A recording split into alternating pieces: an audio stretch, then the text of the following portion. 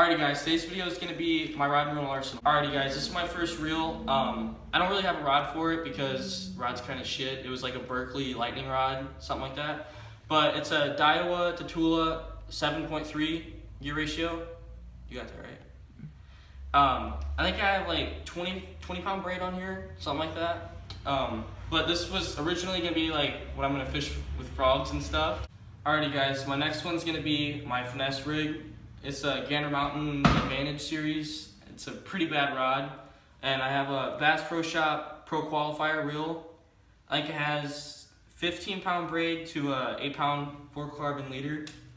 And the knot, I have a really bad tag in. It's a Alberto knot, something like that. I can't trim the braid, it's so bad. But as you can see, I have a wacky rig on here. But I use this with like shaky heads, drop shots, really anything. And the action is a 7 foot medium light action, so it has a perfect bend and all that. So on to the next one. Next one we got here is, let me see the action. So it's a 6.6 medium power. It's a really light rod, but this is my topwater spinning rod for like little frogs, little poppers, walkers, stuff like that. It's another Pro Qualifier. It's a St. Croix Trumfit fishing rod. It's a pretty good rod, but I don't really like the setup anymore because the reel, there's something wrong with the gears in it. And I think I have 20 pound braid on here. The next one we got here, it's actually got a drop shot rig on it. I don't have a drop shot hook to hide the weight, so I'm just gonna hold on to it. But it's a 7 foot medium light, and I think it's 15 pound braid to a 6 pound leader, a little bit lighter leader. Same knot, Alberto knot, and I think that's a Dream Shot with a VMC, I don't even know, hook, drop shot hook or something. And then I got like a 1.5 foot leader or something. But the reel is another Bass Pro Shop Pro Qualifier. I have a lot of them because they're pretty good for the price. They're only like $50, but they don't make them this style anymore. They're like a greenish look, and I don't really like them anymore. But yeah. Next one here is, this is my cranking rod. This is what I use crankbaits with. I need to get a longer one for like deeper crankbaits, but I think it's a 7 foot medium power Abu Garcia Veritas with a Lew's. I have no idea. This is like the $100 one. It's not like a BB1 or anything like that, but it has 12 pound Seaguar and Bizex. I think either that or a Brazex, one of those two. But this is what I'm going to use all my crankbaits with. I don't really like how short the rod is because I don't really like throwing 7 foot rods on bait casters. I usually like 7.1, 7.2s. But yeah, it is what it is.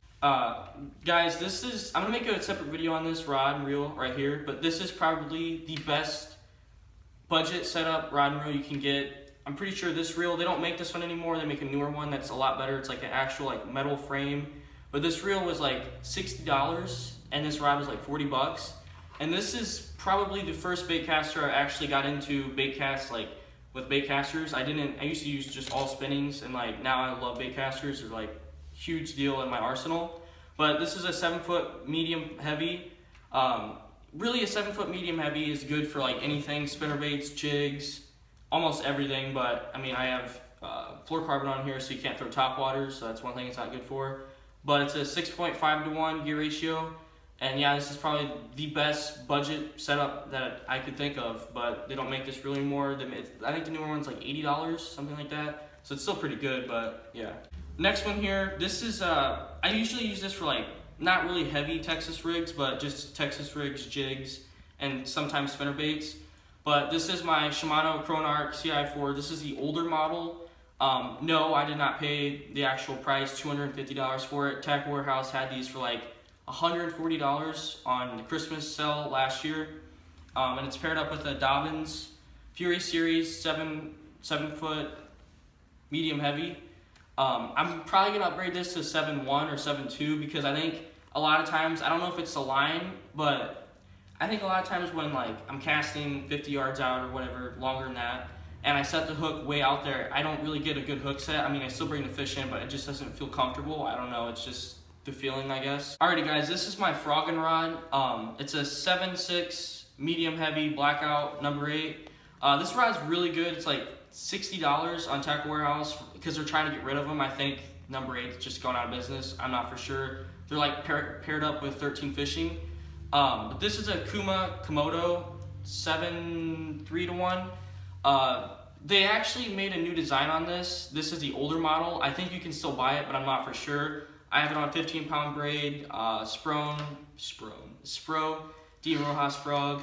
Yeah, it's a pretty good setup, but I don't really recommend having this long of a rod. I just think it's just too long. I mean, yeah, you get good hook sets, but I don't know. It's just something about, I think it's too long. Alrighty guys, this is by far the biggest rod I've ever bought. It's a 711. I think it doesn't sound here, but I think it's extra heavy. It's a Scott Martin series, Akuma. It's his tournament concept. And I have his Helios TCS on here. Yeah, this is extremely expensive setup, but I bought this when I sold my old boat. This boat is the boat my grandpa left me before he passed. But yeah, this is just like my flipping stick basically. I use this for flipping heavy cover and even just boat docks. I don't know why I like it a lot.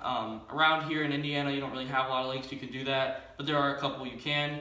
And this is an 8-1-1. Yeah, 8-1-1. And I think this is 40-pound braid. It looks really thin. I'm not for sure if this is 30 or 40, but it's heavier than my other ones. Yeah, you got like a Terminator flipping jig, I think is what it is. Alrighty guys, that's it. This is my setup.